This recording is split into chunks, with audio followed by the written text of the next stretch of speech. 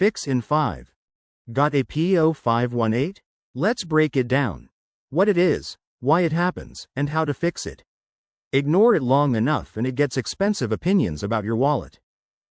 First, the symptoms. Engine idle, RPM higher than normal, specification, rough or unstable idle, engine revving at stops, check engine light illuminated, possible stalling after idling returns to normal.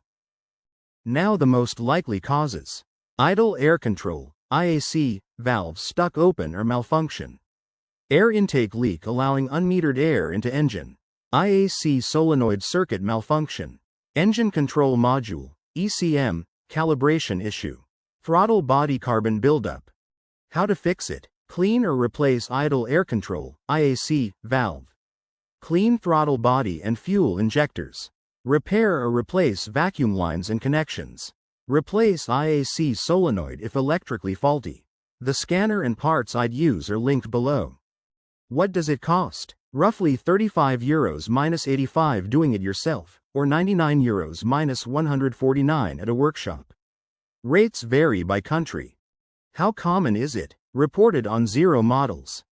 People also ask, can I fix P0518 myself, DIY? Some repairs associated with P0518 are DIY friendly if you have basic mechanical skills and the right tools. However, professional diagnosis is recommended to confirm the root cause before purchasing. Quick one for the professionals. TroubleAtlas Pro is your whole workshop in one app.